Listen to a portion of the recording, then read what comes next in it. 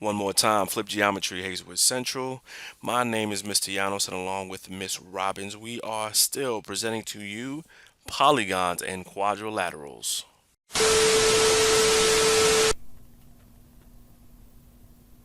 Where am I? I'm in the hospital making this video from my son's room. Let me give you a tour. There he is. This dude's asleep. But we're gonna come around the other side here. There he is. He's knocked out. This is what he does most of the day. I took him out earlier to feed him, but now he's just asleep.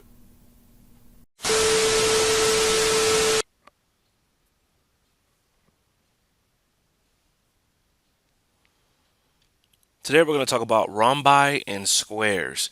Now we know what squares are, but we'll get to those in a second. Rhombi are parallelograms, but you've probably heard of the word rhombus, R-O-M-B-U-S. That is a specific type of parallelogram, and we'll get to the different properties there in a second.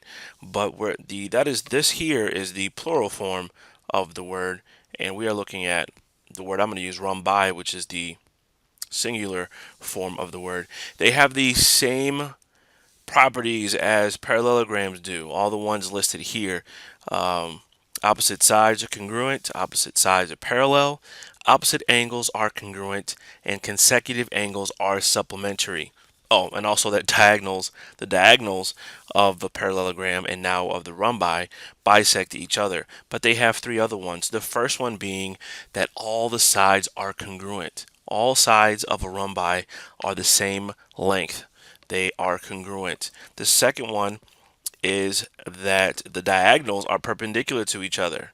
So the diagonals are going to be perpendicular and create 90-degree angles. We'll look at those in a second. And the last one is that the diagonals bisect the opposite angles. Again, I just want you to write these down now. We're going to be looking at two examples here in a moment where all three of these things will make sense to you. So the first practice problem we're going to look at is this one here. This is a rhombi, and they tell you that JK is 12 and the JN is 7. Now, we're just looking at sides over here. We're looking at sides. So remember, we can mark up these things as much as we can with all the notation that we know. We know that the sides are congruent, so let's go ahead and mark those congruent to each other. The diagonals bisect each other, so this will be congruent to this side here, and these will be congruent to each other. Now, what do we know? We know that JK is 12. That means all the sides are going to be 12. So do we know any sides here? JM is 12. JL is not a side. MN is not a side. And MK is also not a side. So that's the only one that is 12. So now let's talk about JN. JN is going to be this one here. So if that is 7, this is also 7. And we can look over here. JL now is going to be 7 plus 7, which is 14. Now we're going to need to find MN. MN is going to be this side here, and MK, which is the entire line. So we need to find, let's get rid of those. We need to find MN first. So how do we find MN? Remember, a second ago we learned that the diagonals bisect each other. So this is a 90-degree angle. So we can use now the Pythagorean theorem on this triangle here to find MN. So I'm just going to use let's erase this little stuff here. A squared plus B squared equals C squared. We're going to use 7 for our A squared plus X, I'll just use X squared, equals 12 squared, which is our our hypotenuse right across from the right angle. This is 49 squared plus x squared equals, actually this is not 49 squared, this is just 49, plus x squared equals 144 squared. We subtract 49 from both sides, and x squared equals 95. Take the square root, and x is approximately 9.7 if we just round to the nearest tenth, approximately 9.7. That means mn is going to be 9.7, and we need mk, which is the entire line. If this is 9.7 and this is 9.7, then this will be approximately 19.4.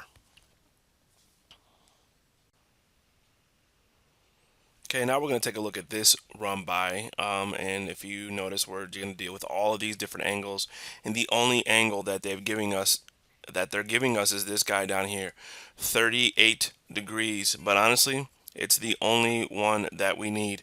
Why? Because again, these diagonals bisect each other. Okay, so these are all right angles. I'm just going to draw this like that. And if you remember, one of the new things we learned about rhombi is that their angles are bisected by these diagonals. Okay, so if you remember, let's think about this for a second. This is a parallelogram. I'm going to just outline this very crudely, but there it is. That's a parallelogram. So this angle right here is congruent to this angle here. So if this is bisected by this diagonal, guess what? All of these will be congruent to each other. Okay, same thing with this diagonal. If this angle is congruent to this angle here, if they're bisected and they're cut in half, then these two guys will be congruent to these two angles down here. Okay, so that helps us out a lot, because now if we know this one's 38, guess what?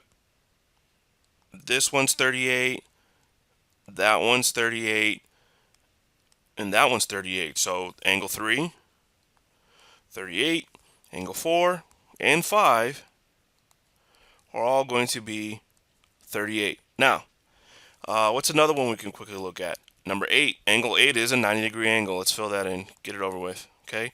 Now we're looking at 1, 2, 6, and 7. Guess what? All of those are going to be congruent to each other. But how do we figure out what? Let's just look at number 1 here. Well, let's go ahead. This is a triangle, and it's a right triangle, right? So 180 minus 90 minus 38 will give us the measure for that angle, which is 52. Okay, 52 degrees. So there it is, 52, 52, 52, and 52, because all these guys are 52 degrees.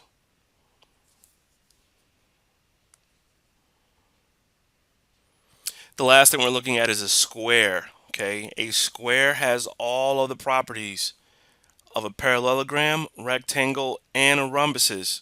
Okay, all of these listed have to have properties of squares: opposite sides congruent, so on and so forth. So everything that we've learned about parallelograms, rectangles, and rhombuses, and the rhombus, they apply to a square.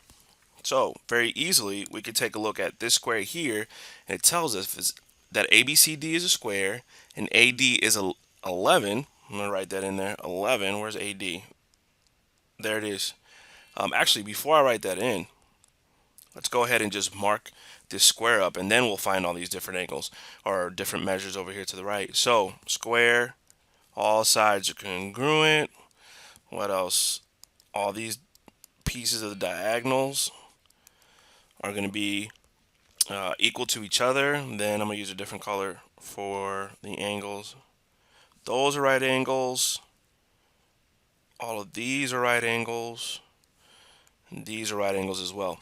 And of course, the last one being that this is parallel to this guy, and this is parallel to that side. That's a square. That's how you would mark up a square. Now let's go ahead and use red here. AD, they told us, is 11.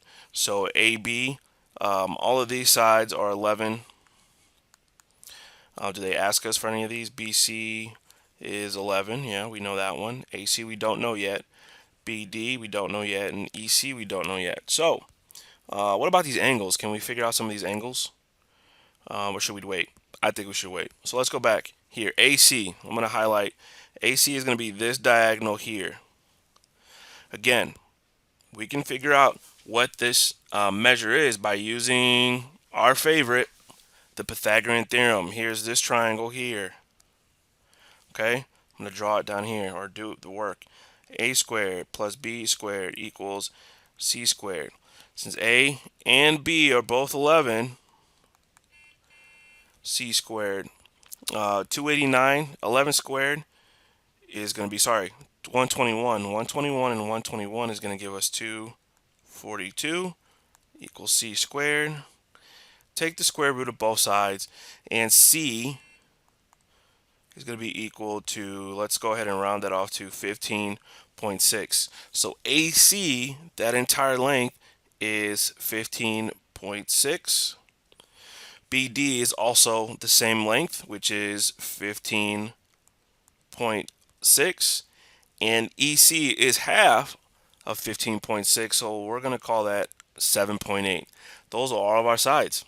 Now the angles are a little bit tricky. Actually, they're not tricky because if you look around here, all you see is right angles, 90 degrees, 90 degrees, 90 degrees, all over the place. And even this up here is going to be, this diagonal bisects this 90-degree angle, so those are going to be 45 degrees.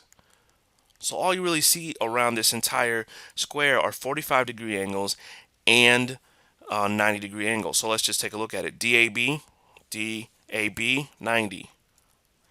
AEB, starting at A, E, B, 90. C, B, D, that's this part right here, which is going to be 45 degrees, half of 90. And BAC, BAC, half of 90, 45 degrees. We're done. Polygons and quadrilaterals. We just talked about squares. We just talked about rhombi. Hopefully you can try some of those other practice problems on your own. And if you feel comfortable enough, you think you're doing well enough, go ahead and try the homework. But definitely try some of the other practice problems before you come to class. All right, I'll see you then.